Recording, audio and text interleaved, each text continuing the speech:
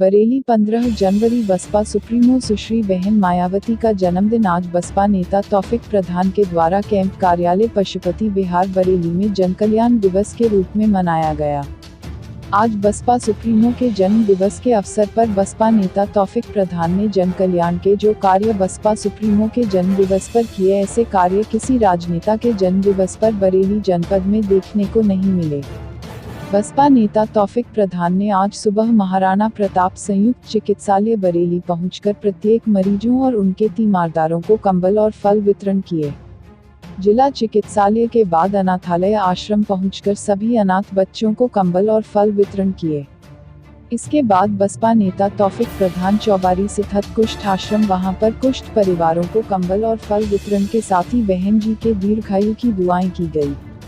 कुष्ठ आश्रम से चलकर बसपा नेता का काफिला शहर के प्राइवेट अस्पतालों में भर्ती मरीजों को और उनके तीमारदारों को फल और कंबल वितरण करने के बाद कैंप कार्यालय पशुपति विहार पहुंचकर वहां पर बड़ी संख्या में उपस्थित जनसमूह के बीच सभी धर्मों के धर्मगुरुओं को सम्मानित किया गया और उनको कंबल और फल वितरण करने के साथ ही बसपा सुप्रीमो सुश्री बहन मायावती जी के लंबे जीवन के लिए सभी धर्मगुरुओं ने दुआएं की। इसके बाद कैंप कार्यालय पर उपस्थित जनसमूह को फल और कमल देकर बसपा सुप्रीमो के दीर्घायु के प्रार्थना की गई।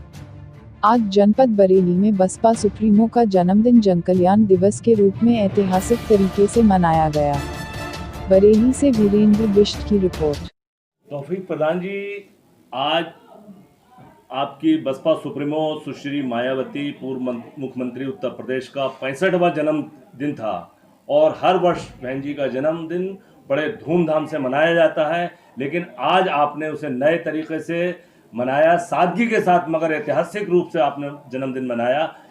इसका क्या कारण है और क्या बहन जी के दिशा निर्देश थे?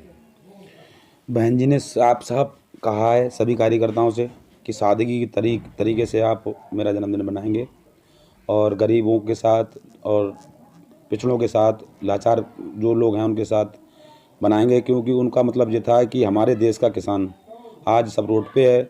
60 से ज़्यादा किसान हमारे शहीद हो चुके हैं। कोरोना महामारी में लमसम हज़ारों की संख्या में लोग, करोड़ों की संख्या में, लाखों की संख्या में लमसम शहीद हो चुके हैं कोरोना की बीमारी में।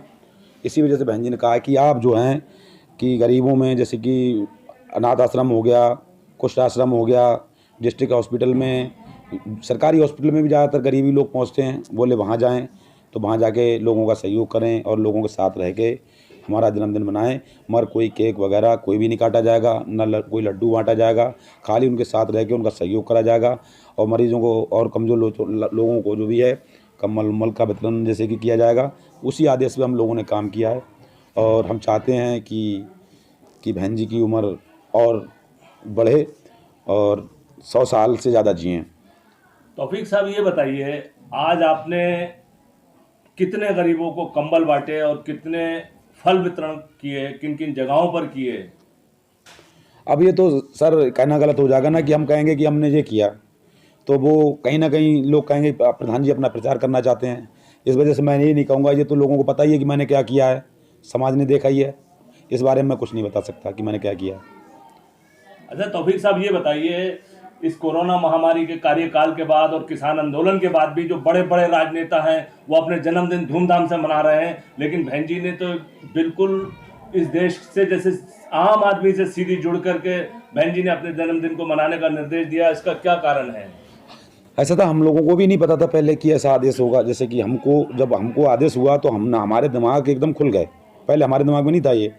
जब बहन जी का आदेश हुआ कि ऐसे करना, तो हमको भी लगा कि जो हमारी राष्ट्रीय अध्यक्ष हैं, तो जब राष्ट्रीय अध्यक्ष हैं तो वो भी कहीं ना कहीं दिमाग रखती हैं, तो हम लोगों को उनका जो फैसला बहुत अच्छा लगा।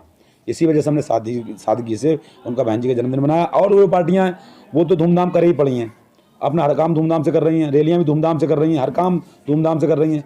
मगर बहन जी का कोई भी मामला ऐसा नहीं है, बहन जी ना ऐसा कोई काम करना चाहती हैं कि देश के लिए हानिकारक हो।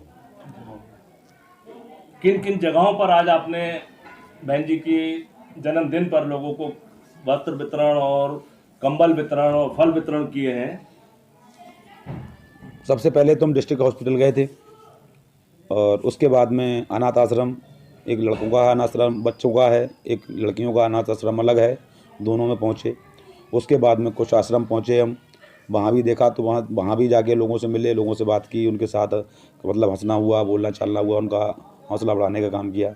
उसके बाद में एक मित्र हमारे हैं, उन्होंने और मतलब एक हैं तो उन्होंने भी हॉस्पिटल अपना खोला है, तो वहाँ भी सब कमज़ोर लाचार लोग ही थे। हमें पता लगा कि उन्होंने हॉस्पिटल में भी कि आपको प्रधान जी जाना चाहिए, तो हम संजीवनी है एक हॉस्पिटल, वहाँ भी हम पहुँचे। तौफीक साहब, आज शहर में चर्चा ये है कि बहन जी का 65वां जन्मदिन ऐतिहासिक रूप से आपने मनाया। यहाँ पर बरेली मंडल से लोग फ़ोन कर करके बता रहे हैं और पूछ रहे हैं कि इतना बड़ा कार्यक्रम आपने किस तरह किया। जी, हमें बहन जी के नेतृत्व में काम करने का एक जुनून है। हम तो जो बहन जी का आदेश होता है उस जुनून को उस आदेश को सर माथे रखते हैं और अपने आप को कतई इस बहन जी के मिशन में बिल्कुल कन्वर्ट कर दिया है। ऐसे जनपद के लोग ये भी कहते हैं कि प्रधान जी आप पागल हो गए हो, बहन जी का जो भी आदेश होगा वो सर माथे होगा। चाहता हूं मैं वो आज बातें कहूंगा जो मेरे दिल में है और जो समाज के लिए हैं वो बातें कहूंगा, फर्जी बातें कोई नहीं कहूंगा। आज हमारे यहाँ सब धर्मगुरु बैठे हुए हैं, इनसे आप पूछ सकते हो कि मेरा गांव से लेकर बरेली तक काम क्या है, मैं करता क्या हूं, मेरे विचार क्या हैं, मेरे सोच क्या है। आज यहाँ पे सभी जो लोग मेरे परिचित हैं वो ज्यादा से ज्यादा यहाँ धर्मगुरु आए हुए हैं। क्यों आए हुए हैं? इसके लिए नहीं आए हुए हैं कि प्रधान जी कुछ कर रहे हैं वहां पे, इसलिए आए कि हमने हर वक्त हर धर्मगुरु के साथ खड़े रहने का काम किया है कि हम आपके साथ हैं। आप कोई भी काम करें उसके लिए हमें आधी रात पूछ सकते हैं, हम आधी रात आपके लिए हेल्प करने के लिए तैयार हो सकते हैं।